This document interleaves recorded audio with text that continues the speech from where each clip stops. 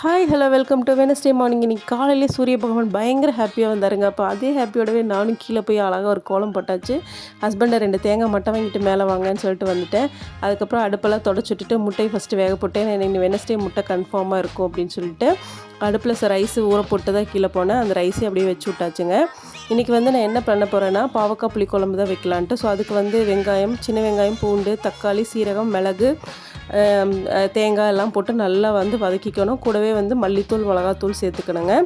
அதுக்கப்புறம் பாவக்காய் நல்லா கட் பண்ணிட்டேன். பெரிய பாவக்காய்னா நம்ம ஒரு 2ஆக தான் கட் பண்ண முடியும். சின்ன சின்ன பாவக்காய்னா ரவுண்டாக கட் பண்ணிக்கலாம். அதுக்கப்புறம் மசாலாவையும் போட்டு நல்லா அரைச்சி வச்சாச்சு. சரி குழம்பா கூட்டி வச்சிடலாம் அப்படின்னு சொல்லிட்டு பாவக்காய் நல்ல எண்ணெயில் ஃப்ரை பண்ணிக்கணுங்க. அப்போ தான் அதோட சவுக்குங்கிற அந்த மாதிரி எதுவுமே இல்லாமல் நல்லா டீப் ஃப்ரை ஆகும்போது குழம்புல நல்லா அழகாக மணமாக இருக்கும். நிறைய பேருக்கு பாவக்காய் பிடிக்காது. ஸோ எனக்கு பிடிக்குங்க. ஏன்னா மோஸ்ட்லி பார்த்திங்கன்னா குழந்தைகளுக்காக நம்ம வாரத்தில் ஒரு நாள் பாவக்காய் புளிக்குழம்பு வைக்கணும். அப்போ தான் இந்த சுண்டை வத்தல் கொஞ்சம் ஆட் பண்ணிக்குவேன். அந்த சுண்டை வத்தலும் இந்த புளி எல்லாம் நம்ம ஊற்றும் போது என்னன்னா அந்த குழந்தைங்களுக்கு வயிற்றில் நார்மலாகவே நீங்கள் இருக்கிற பூச்சி எல்லாமே செத்து போயிடும். என்ன தான் அல்பன்சால் வாங்கி அந்த குழந்தைய வயிற்றை க்ளீன் பண்ணாலும் அந்த புழுவெல்லாம் வயிற்றுக்குள்ளேயே செத்து போயிடும். இதுவே நம்ம பாவக்காய் வாரத்தில் ஒரு நாளும் சுண்டை வத்தலெல்லாம் கொடுத்தோம் அப்படின்னா அழகாக வெளியே வந்துடுங்க. அந்த அளவுக்கு அது ரொம்ப ஹெல்த்தி.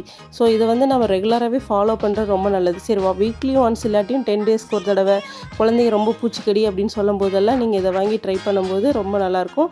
பெரியவளுக்கு அப்புறம் சுக்கிட்டி கீரை பொரியல் பார்த்திங்கன்னா ஹஸ்பண்ட் வாய்ப்புன்னு சொன்னாங்க. ஸோ அவங்களுக்கு எல்லாமே கீரையெல்லாம் ரெடி பண்ணி எல்லாமே பேக் பண்ணி வச்சாச்சு. ஸோ ரைஸ் ரெடி ஆயிடுச்சு. இப்போ புளிக்குழம்பு பயங்கரமாக ரெடி ஆயிடுச்சு. காலையில் தோசைக்கு தக்காளி பஜ்ஜிங்க. அதுக்கப்புறம் சுக்குட்டி கீரை பொரியல், ப்ளம்ஸு, ஃப்ரூட்ஸு எல்லாமே ரெடி பண்ணி வச்சாச்சு. அதுக்கப்புறம் பெரியவளுக்கு தலையெல்லாம் சீவி ரெடி பண்ணிட்டாங்க. ஸோ அவளும் உமா கொடுத்துட்டு அப்படியே கிளம்பிட்டா. சின்னது பாருங்கள் என்னமோ ஸ்கூலுக்கே போகிறக்கு மனம் இல்லாமல் போகிறா. சரி அப்படின்னு சொல்லிட்டு பாய் சொல்லிவிட்டு அதுக்கப்புறம் அவங்களும் அப்படியே ஸ்கூலுக்கு கிளம்பிட்டாங்க. சரி ஒரு வழியாக நம்மளும் இனிமேல் பிளேட்டிங் போட்டு சாப்பிட்லாம் அப்படின்ட்டு சாப்பிட்டேங்க. தேங்க்யூ.